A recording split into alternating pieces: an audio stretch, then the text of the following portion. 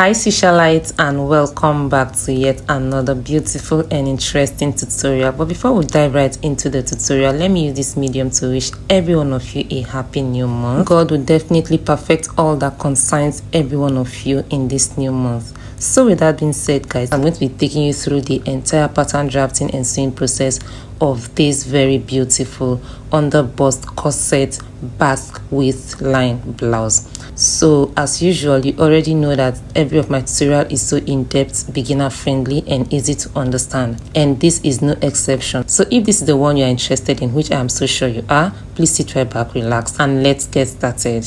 I'll begin by marking out all the vertical measurements, which include the breast points, the armhole, the underbust, the half waist, and of course the blouse length. Okay, so for the breast points, I have the breast points to be 11 inches, and then the underbust I have it to be 15 inches, the half waist 17.5, and then I'm using the whole length of the paper for the blouse length.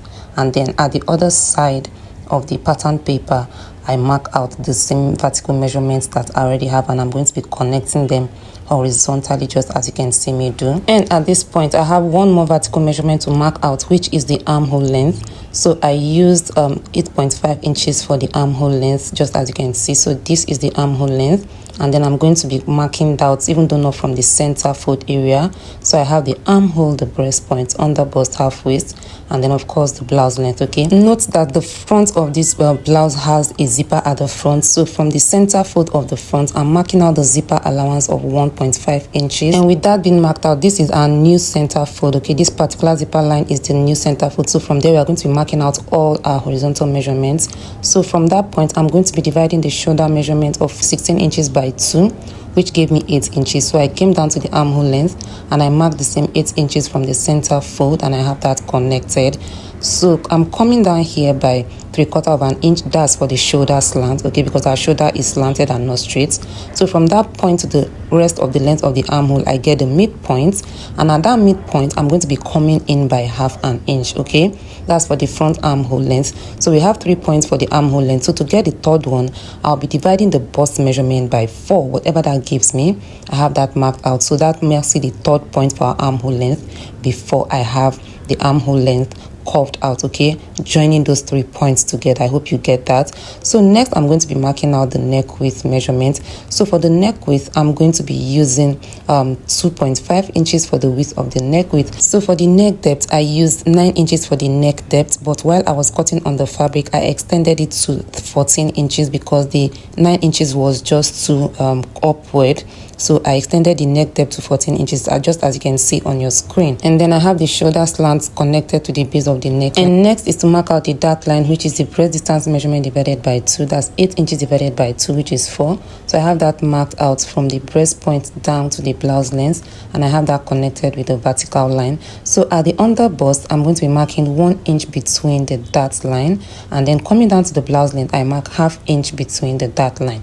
And I have those points connected vertically from the underbust down to the blouse length. Okay, so from the underbust upward to the breast point, I use my curve rule to curve it upward like so. This is for that upward to the breast point. And then the next thing I'm going to be doing is to mark out all our horizontal measurements. So at the underbust, I divide underbust round measurement by 4. I add the dart allowance of 2 inches, and I have that marked out. I come down to the waist measurement, I divide by 4 as well, and then I'll also include the dart allowance cut out, which is about 1.75 inches at this point. And then at the blouse length as well, I get the hip measurement, I divide by 4, and then I added 1 inch for the dart seam allowance takeout. So I'm going to be connecting all the points, just as you can see, from the armhole down to the blouse length. Okay, so with that being done, at this breast point area, I'm going to be coming down by 1.5 inches. That is the difference between the half waist length of the front and the back. So that is 1.5 inches from the breast point, and then I'm connecting it back to the dart line with a pointed edge like so. The very next important step is to mark out our curved underbust area. So from the underbust, I come up by 1.5 inch, and then I'm going to be connecting it down to the underbust, but I'm not exactly at the underbust length. I just came down by ½ inch after the underbust, and I have that connected like so. Note that the total length of this pattern paper is 24 inches, which is actually too long for this particular top, as you can see. So from the half waist length, I'm coming down by 3 inches. Okay, so from that 3 inches, I'm going to be marking a basque waistline down to the center of the pattern paper, just as you can see. Okay, if you look closely at these curves, you will note that the curves are not equal. Like the two sides of the dart, the curves are not equal, and if you cut it exactly like this on the fabric, by the time you are stitching, one is going to be longer than the other. Okay, so we have to make sure that they are equal. You can see this one is at the underbust and the other one is not. Can you see the difference? Okay, we'll try to equalize that. So this one, like this other one, we have to measure the difference between the line and then the curve, and then we are going to be using that difference to come up.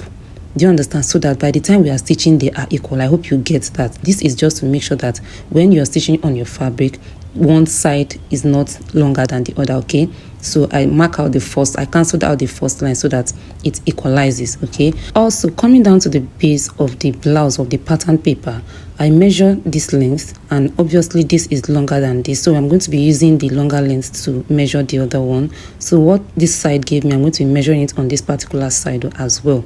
So I measured that, and I'm going to be curving, having a new curve. Okay, just like we did at the underbust area. This is just to make sure that they are equal, like I said earlier. And with this, we are ready to move on to the back pattern drafting. So for the back, we are just going to be extending all our horizontal measurements to this other side of the pattern paper. So after extending, the next thing we are going to be doing is to mark out our horizontal measurements from the center fold area of the back, just like we have the center fold of the front. So first of all, we divide the shoulder measurement by 2, which is 8 inches. That is 16 divided by 2. And then at the armhole length area, I do the same thing. So I'm basically repeating what we did by the time we were cutting the armhole length of the front. Okay, so for the shoulder slant, I came down by 3/4 of an inch. And to have the armhole curve like we did to the front, I divide the bust measurement by 4. So from the center fold area of the back, I mark that out, which is 10 inches. And then I'm going to be using my curve rule to curve the armhole of the back. So for the actual length of the blouse at the back, you know, for the front we use the whole length of the pattern paper for that, but for the back it's not the same. So at this point, you can see me here where I'm pointing at, we are going to be marking that out from the shoulder area. Whatever that gives us, that's what is going to give us, act as a guide for the length of the back. So having that, we have the new length for the back for now. Okay, so we are not using this other part that I'm marking out. Okay, so this is where we are going to be working on, but for the front we are using the whole length because of the Basque shape line of the front. Okay, and next is the dart line for the back, and like we did to the front, we get the breast distance measurement divided by 2, which is 4 inches, and we have that marked out from the center back, and I have that connected all the way from up to the top length of the back. So in between the dart line, I mark ½ inch between the dart line. This is for the back, and then I'm going to be connecting slantly and pointly to the upper part, just as you can see. So the next thing, we have the neckline. We use the same width as we used for the front, but for the neck depth, I used 1.5 inches for the back neck depth, and I have that connected. So I have the shoulder slant also connected at this point. Remember, I had said earlier that the half waist length of the back is shorter than that of the front, so the difference is 1.5 inches. So at the half waist length of the back that we have now, we came up by 1.5 inches. Okay, so here is now our new half waist length for the back. I hope you get that. So the back is now way shorter than the front. Okay, and that is going to be equal at the side because of the breast dart line that we have at the front. Now that we have established the new half waist length of the back, now at that point we are going to be getting the waist measurement and divide it by 4. Whatever that gives us, we have that marked out, and then we measure the dart allowance and have that included. Now listen to this attentively. At the blouse length of the back, we know that it is not up to the hip, so we use the lowest waist measurement and divide by 4. Okay, and add the dart allowance. Please take note of that. You are not using the hip measurements. Though I used the hip measurement at the front, that was wrong. You use the lower waist measurement and divide it by 4 to get that point, because it is not up to the hip area. Okay, please take note of that. So afterwards, I separated the paper so that I can have all my darts lines cut out and then have them well placed. So I have the breast dart cut out, and I'm going to be placing it over like so with the help of a paper tape. So I have that held down using a paper tape, so our breast dart is taken care of, as you can see. Okay, so with that being done, you can see the difference at this point. So I have to make sure I reshaped that before I proceeded to cutting out this side of our pattern paper. So this is what the cutting of the side to the armhole looks like. Okay, and then at the lower part, you can see I'm cutting on our new line, the last one we drew or we curved out. Can you see that? That's the one I'm cutting on. I have to zoom so that you can see. So at that point I have to cut out the dart line as well. So guys, please, if you haven't subscribed to this channel, please do well by hitting on the subscribe button and put up your notification to get notified whenever I upload interesting tutorials just like this one. So guys, this is what the cutting of the dart area looks like. So for the curve, we are going to be cutting on a new line as well. So as you can see, when cutting, please pay attention so that you don't cut on the wrong part. So this is the neckline. Like I said, I didn't use this neckline while cutting on fabric. I extended it. It was way deeper than this. Okay, so this is what our front looks like. Okay, so for the lower part of the front, I'm going to be holding it together to give me one piece. Okay, so I'm going to make sure I hold that together. So with that being done, this is what the front looks like. So now we can proceed to the cutting of the back pattern. So for the back, I cut out from the center fold area like so, and then I proceeded to cutting out our half waist so that I can place it over and then reshape. Okay, so you know the 1.5 inches we cut out, I have to take it out and then replace it like this. So you can see at this point I have to reshape the waistline area. So this is what the reshaping looks like. That's the essence of making sure you get everything right before you cut. So this is what the cutting also looks like. So after I was done with the cutting, so for the dart line of the back, I'm not going to be cutting that out. I will just take note of it and then have it stitched on the fabric. Okay, I'm not going to be touching that on the pattern paper. So here's the fabric I'm going to be using for this. So for the front upper part, I have it placed on fold, and then at the side I added 1.5 inches for the seam allowance.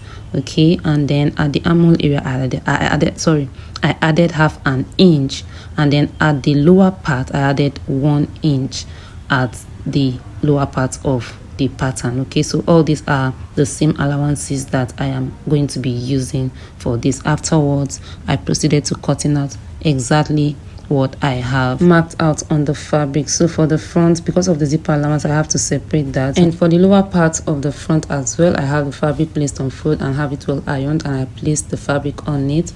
So for all the sides, both the front and back, at the side I added 1.5 inch as the seam allowance, and at the lower part I added 1 inch at the lower part. Just take note of that. Okay, just in case I do not repeat myself while I cut, just note that at the sides I used 1.5 inches, and then at the lower part, that's the base of the blouse, I used 1 inch. Okay, so this is what it looks like, and I also have it separated because of the zipper allowance, and this is what our lower part of the front looks like. So for the back as well, I have my fabric placed on fold, and then I added for the center back, I added half an inch for the joining, just in case your own does not have joining. It is not a must you must join at the center back.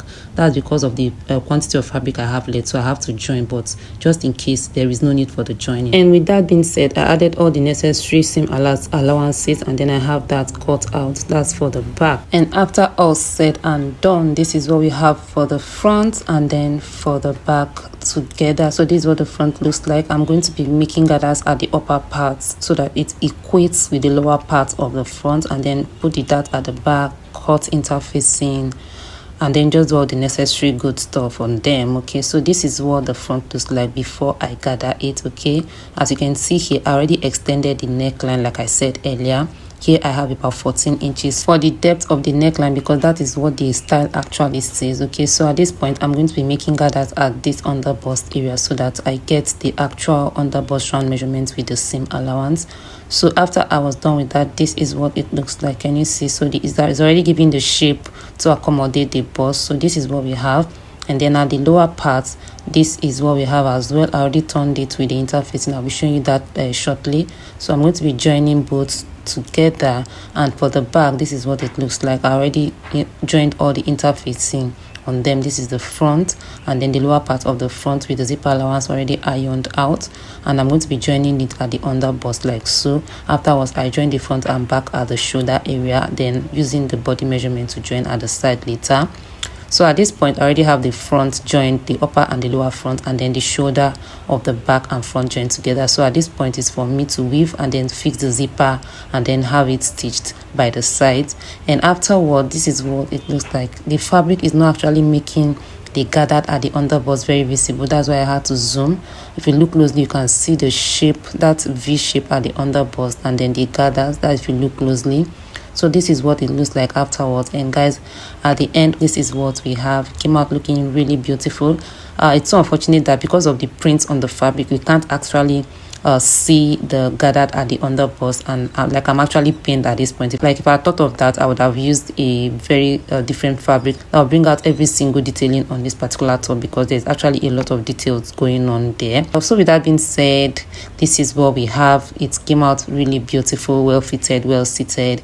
So please try this out and let me know in the comment section how easy, because I am sure every tutorial of mine makes it easy for you to understand. Okay, thank you and see you in my very next one. Bye.